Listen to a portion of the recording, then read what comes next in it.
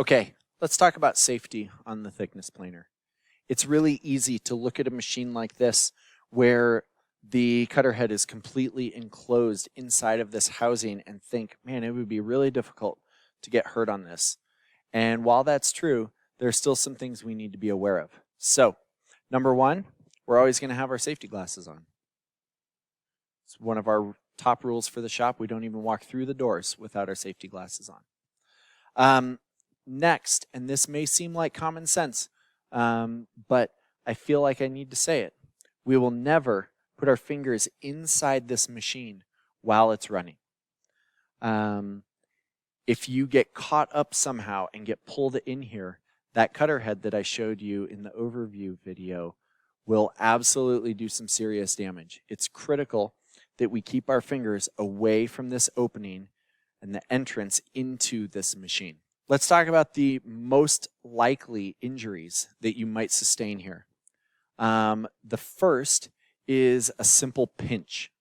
And what I mean by that is if you have a longer piece of stock, or even with something about this size, if you're not paying attention and your fingers are underneath it, even just a little bit, when the machine grabs onto this workpiece, it's going to clamp it down tight against the table, and it will crush your fingers underneath that workpiece. So it's really important that your fingers never go underneath. We want to hold our workpieces from the side, and we want to push them onto the table like this with our fingers pointed down so that they don't get caught underneath. We looked at the anti-kickback pawls, and I want to just really quickly demonstrate, because I've slid this in here a little bit. You can see I cannot pull my workpiece out of this machine. It's stuck in here. Those anti-kickback pawls are doing their job. They've grabbed onto this workpiece. And so, in the same way, when I feed my material through, if the cutter head tries to kick the workpiece out, give us a kickback, and it's called a kickback because it kicks the material back in the direction that it came from, those anti-kickback pawls can help reduce that. So let's talk about what happens if we're running material through and it gets jammed inside the machine. The machine gets stuck. Imagine the cutter head is still running, but my workpiece is stuck right here. I've got a couple of options. The first, I can use a scrap piece of material to push this and help feed it through the machine. Sorry about that. Somebody just walked into the shop. If I'm going to use a piece of scrap material to push this through, that scrap material has to be the same thickness as my workpiece or slightly thinner.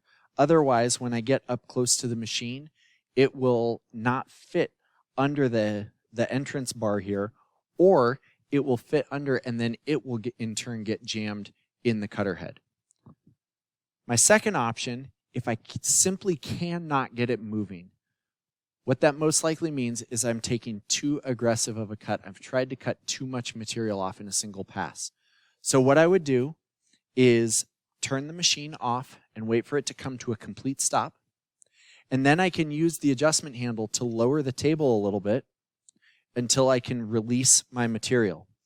Once I've got my material out, I would re-measure, finding my thickest dimension, and reset the machine to that thickest dimension. You do not need to find your instructor if this jam occurs on this machine. This is one of the exceptions to that rule. Lower the table, remove your workpiece, re-measure, and then once you've got your measuring done, reset the table and start running your material again. The second injury that we could have, the first being getting pinched, the second is an injury from a kickback. And you can imagine, as this material is running through here, if it gets caught and it kicks back out of this machine, we don't want to be standing right here off the end of the infeed table, because this is where that workpiece is going to come shooting out of the machine. So it's important when you're using this machine that you're standing off to one of the sides. And most likely, you will be on this side of the machine by the adjustment handle. There's no dust collection hose in the way. It's easy to move from the in-feed side to the out-feed side, and the adjustment handle is right here. So this is most likely the space that you're going to be standing in and working in when you're on this machine. But again, we do not want to stand off the end of the infeed table. If this machine kicks back, you are not strong enough to catch it or stop it from happening, and the workpiece is going to come out and hit you. I was working on a similar machine in high school, and my workpiece went inside the machine and it rotated. It lost contact with the feed rollers on the machine, and it came shooting back out, and it hit me right here. It actually punched a hole through my leather belt. That's the type of power that these machines have. You do not want to be in the way of the machine if there is a kickback. Now, we talked earlier in a previous video about the length of your stock. The minimum length of stock for this machine is 9 inches. If your stock is 8.5 inches, 6 inches, 4 inches, it cannot go through this machine. It will get kicked back because of the spacing between the two feed rollers. If you don't remember, go back and watch the overview video on this machine, and we look specifically at those two pieces. If we're talking about the length of our workpiece, the maximum length, there is no maximum. The maximum length of workpiece that this machine can handle is dictated by the space that you have on your infeed and your outfeed sides. If I had a board 100 feet long and I had enough clearance on either side of my machine, I could run that workpiece through here, and the machine would have no problem with that. The only restriction on length is the minimum length of 9 inches. When we talk about width, there is no minimum width. The piece simply needs to be wide enough that it can stand up. However, there is a maximum width on this machine, and that maximum width is 14 7/8 of an inch. We have a 15-inch cutter head.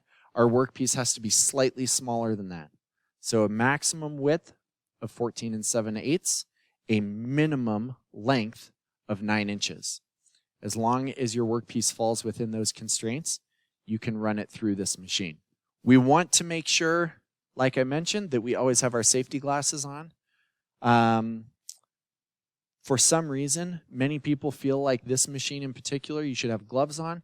We don't want to wear gloves. Again, if your glove gets caught on your workpiece somehow, pinched in between or snagged on a splinter, it's going to pull your hand into this machine, and we don't want that.